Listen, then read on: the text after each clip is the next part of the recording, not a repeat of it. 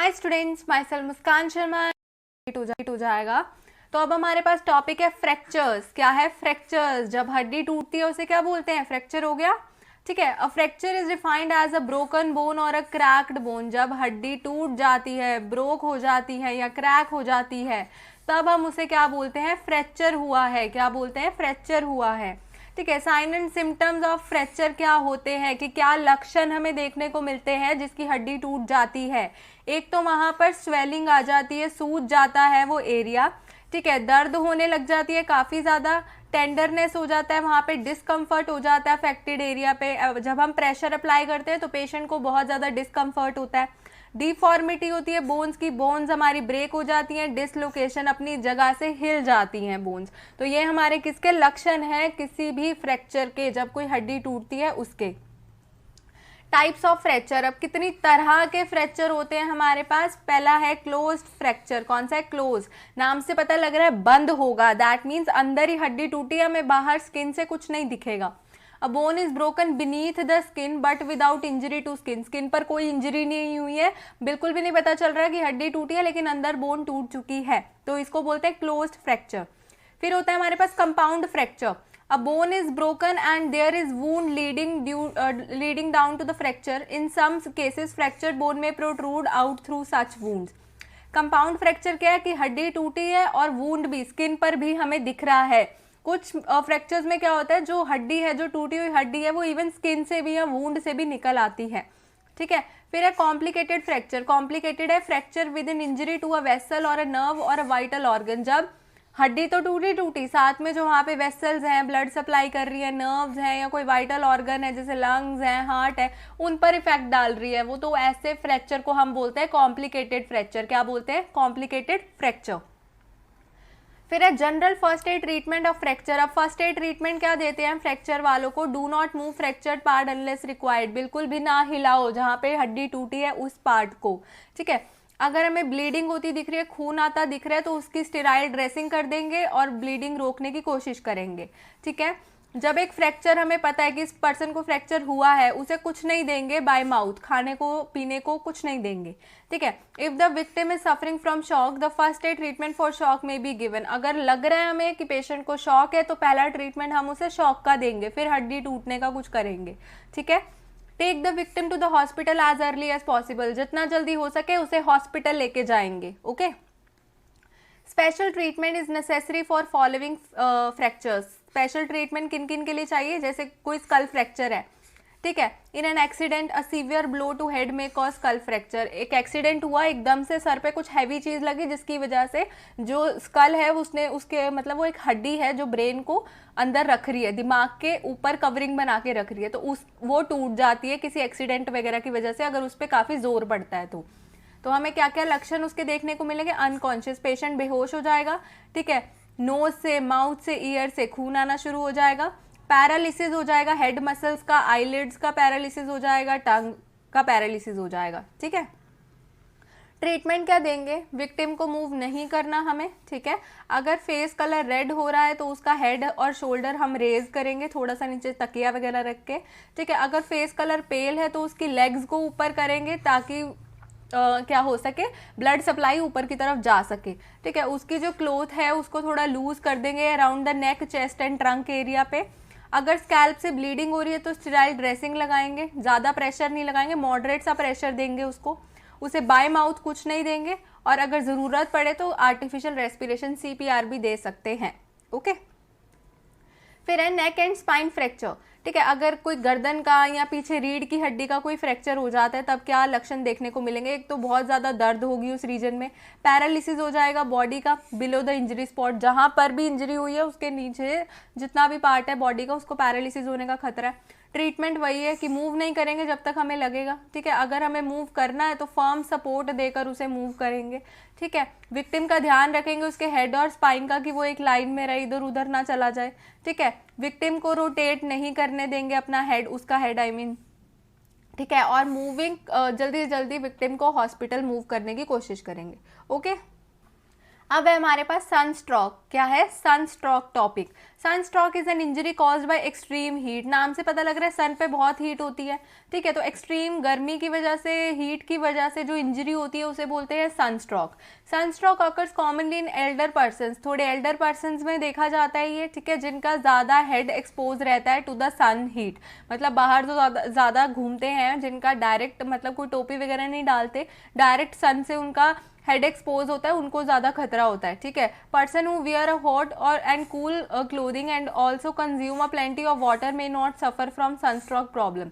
जो person hot और cool यहाँ पे आएगा हैट, सॉरी, जो पर्सन हैट वियर करते हैं, कूल क्लोथिंग वियर करते हैं, ठीक है, और प्लेंटी ऑफ वाटर पीते हैं, तो वो उनको सनस्ट्रोक की प्रॉब्लम नहीं हो सकती, ठीक है। Person suffering from excessive sweating, किसी को बहुत ज़्यादा पसीना आ रहा हो, ठीक है, उसके क्लोराइड्स लॉस होंगे पसीने में, ठीक है, तो उसे सॉल्ट इनटेक अपना बढ़ाना पड़ेगा ताकि बैलेंस बना सके और अपने आप को बचा सके सनस्ट्रोक से, ठीक है।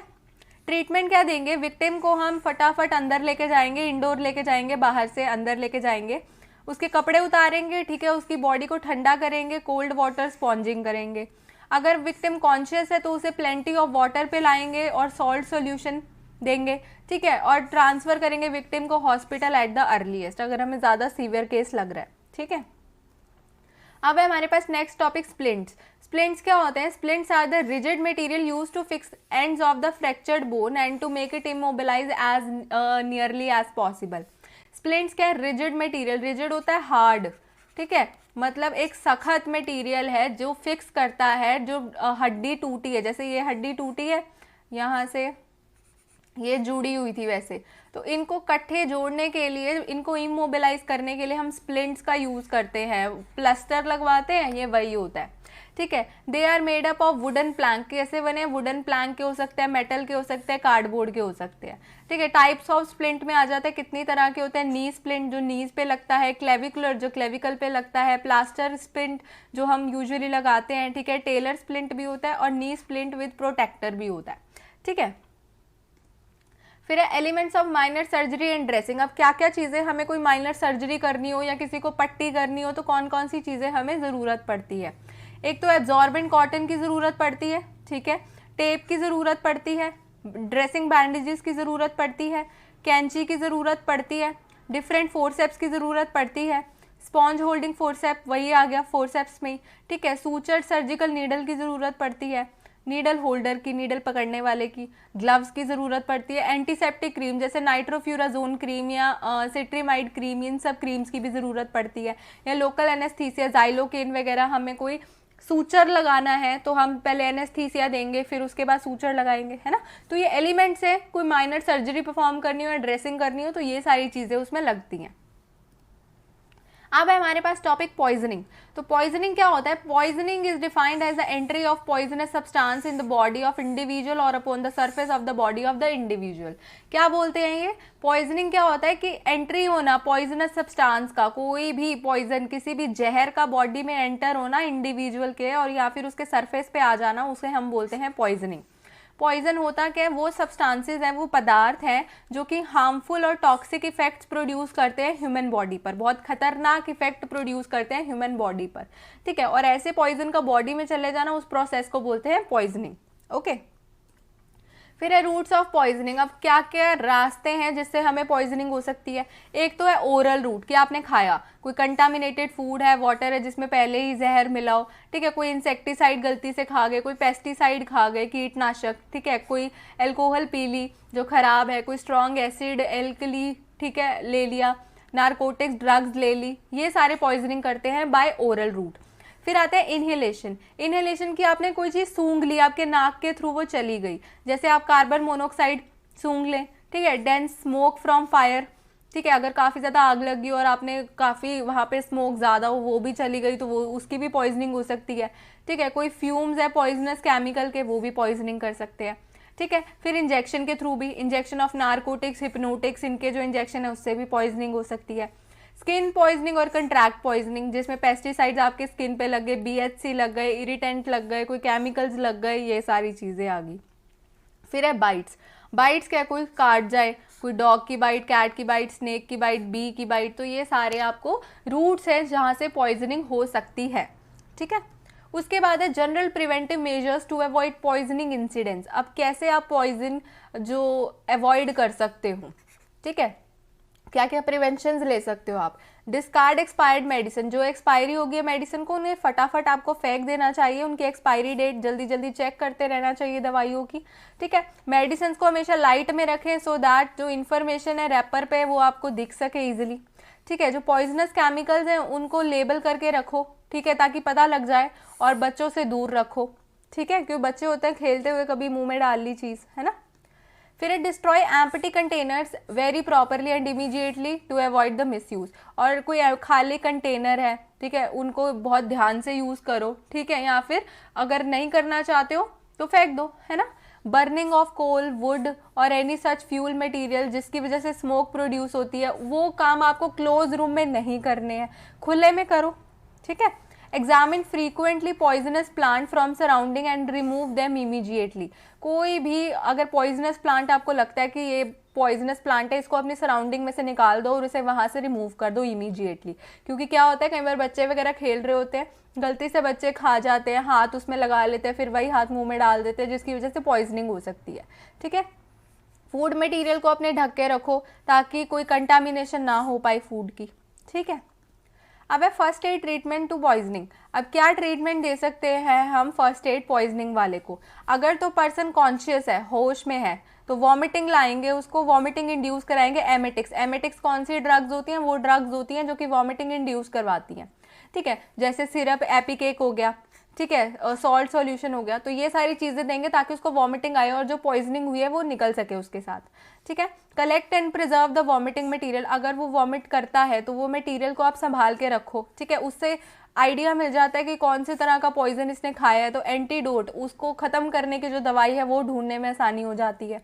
ठीक है, अगर पर्सन अनकॉन्शियस है, बेहोश है, या suspected to have consume acid या एल्कली ली है उसने, तो वॉमिटिंग आप इंड्यूस नहीं करवाएंगे। ठीक है, if the ingested poison is available in stomach it should be diluted by milk और वाटर। अगर वो अभी भी स्टमक में प्रेजेंट है जो पॉइजन लिया है, तो डिल्यूटेड मिल्क या वाटर आप डाल दो। ठीक है, if the poisoning has caused interference in breathing, अगर सांस लेने में उसको दिक्कत हो रही है पॉइजनिंग की वजह से, तो आर्टिफिशियल रेस्पिरेशन देना स्टार्ट कर दो, माउथ टू माउथ या माउथ टू नोज। ठीक है, if the symptoms are serious, अगर सिम्टम्स ज़्यादा ही सीरियस है, डॉक्टर को बुलाओ इमीडिएटली और ट्रांसफर करो उसे हॉस्पिटल तक। ठीक है, पहले हमें ट्राई करना है कि हम लोकेट कर सकें कि किस वजह से इसको पॉइजनिंग हुई है, सारी इन्फॉर्मेशन कलेक्ट करें और इन्फॉर्म करें डॉक्टर को, क्योंकि क्या होता है, ईजी हो जाता है फिर उसकी दवाई ढूंढनी। ठीक है, poisoning is a serious matter and in most cases police has to be informed. अगर पॉइजनिंग हुई है तो वो एक सीरियस मैटर है, पुलिस को भी इन्फॉर्म करना चाहिए। ठीक है, फिर है general treatment for poisoning. Generally आप क्या करते हैं, the treatment of a poisoning case consist of following step. Removal of unabsorbed poison from the body, जितना भी अभी एब्जॉर्ब नहीं हुआ है पॉइजन, बचा हुआ है, तो उसे हम रिमूव करते हैं बॉडी में से। एंटीडॉट देते हैं। एंटीडॉट क्या है, मतलब जो पॉइजन इफेक्ट कर रही है उसका just opposite antagonistic effect produce करती है जो दवाई, उसे बोलते हैं एंटीडॉट। ठीक है, एलिमिनेशन कराओ, पॉइजनिंग की एक्सक्रीशन करवाओ उसकी। ठीक है, या सिम्टोमेट्रिक ट्रीटमेंट देते हैं। ठीक है, सिम्टम जो जो आ रहे हैं, जैसे सांस नहीं आ रहा तो ऑक्सीजन दे देंगे, ऐसे ऐसे सिम्टोमेट्रिक ट्रीटमेंट्स प्रोवाइड करो। Removal of unabsorbed poison from the body कैसे करेंगे, जैसे गैस पॉइजनिंग हुई है, पेशेंट को शिफ्ट करेंगे एक ओपन एरिया में ताकि क्लीन और फ्रेश एयर उसे मिल सके।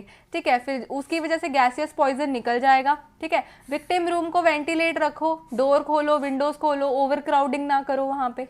ओके, अगर लोकली उसे स्किन पे लगा है, बॉडी सरफेस पे लगा है, तो उसे वॉश करो। ठीक है, और रीवॉश करते जाओ बाय प्लेन वाटर। ठीक है, अगर पेशेंट कॉन्शियस है तो वॉमिटिंग इंड्यूस करवा दो। अगर अनकॉन्शियस है तो स्टमक वॉश करेंगे या गैस्ट्रिक लवाज करेंगे। ठीक है, एक स्टमक ट्यूब डाल के अंदर।